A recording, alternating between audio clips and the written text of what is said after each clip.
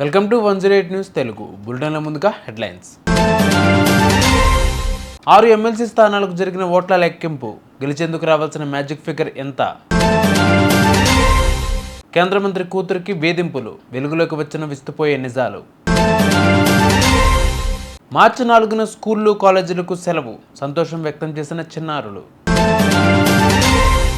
Telangana, ఆంధ్రప్రదేశ్లలో 6 MLC స్థానాలకు జరిగిన ఓట్ల లెక్కింపు కొనసాగుతోంది. తెలంగాణలోని మెదక్, నిజామాబాద్, ఆదిలాబాద్, కరీంనగర్ గ్రాడ్యుయేట్ ఎన్నికలలో వరంగల్, ఖమ్మం, నల్గొండ ఉపాధ్యాయ ఎన్నికలు జరిగాయి. ఆంధ్రప్రదేశ్లో ఉమ్మడి గోదావరి జిల్లా నుంచి ఒక గ్రాడ్యుయేట్ స్థానం, కృష్ణా, గుంటూరు జిల్లాల నుంచి మరొకటి, శ్రీకాకుళం, విజయనగరం, విశాఖపట్నం ప్రాంతంలోని ఒక ఉపాధ్యాయ ఎమ్మెల్సీ స్థానంతో సహా 3 ఎమ్మెల్సీ స్థానాలకు ఎన్నికలు జరిగాయి. మొదటి ప్రాధాన్యత ఓట్ల లెక్కింపులో పీఆర్టీయూ అభ్యర్థి శ్రీపాల్ రెడ్డి ముందంజలో ఉన్నారు.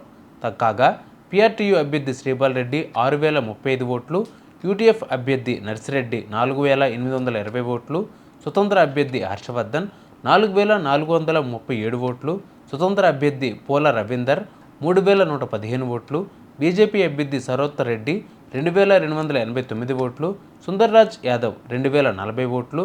ఇక చెల్లుబాటైన ఓట్ల లెక్కింపుకు వస్తే 23641 ఓట్లు, చెల్లని ఓట్ల లెక్కకు వస్తే 494 ఓట్లుగా ఉన్నాయి. ఇక గెలిచేందుకు రావాల్సిన మ్యాజిక్ ఫిగర్ ఓట్ల లెక్కింపుకు వస్తే 11822 ఓట్లు రావాలి. కేంద్ర మంత్రి రక్షా ఖడ్సే తన కూతురిని ఇటీవల కొందరు వేధింపులకు పాల్పడ్డారని చెప్పడం ప్రస్తుతం దేశంలో చర్చనీయాంశంగా మారింది.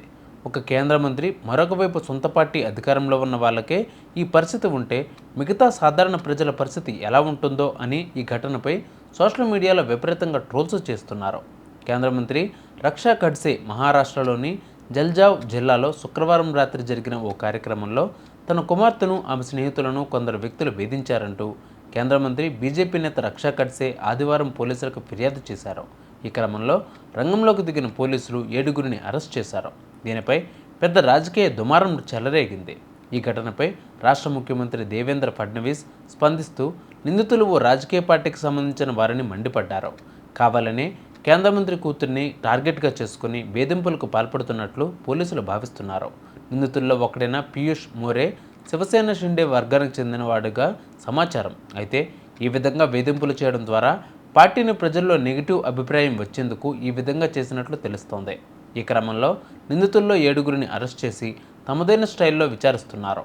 వీరంతా వేధింపులకు పాల్పడటానికి వెనుక ఎవరైనా ఉన్నారా అనే కోణంలో కూడా పోలీసులు దర్యాప్తు చేపట్టారు. ఈ కారణంగా కేంద్ర మంత్రి ఏకంగా పోలీస్ స్టేషన్ మెట్లెక్కడం కూడా ప్రస్తుతం తీవ్ర చర్చనీయాంశంగా మారింది. ప్రస్తుతం degree, intermediate, 10th exam season నడుస్తుంది. విద్యార్థులు కూడా పగలు రాత్రి తేడా లేకుండా కష్టపడి చదువుతున్నారు.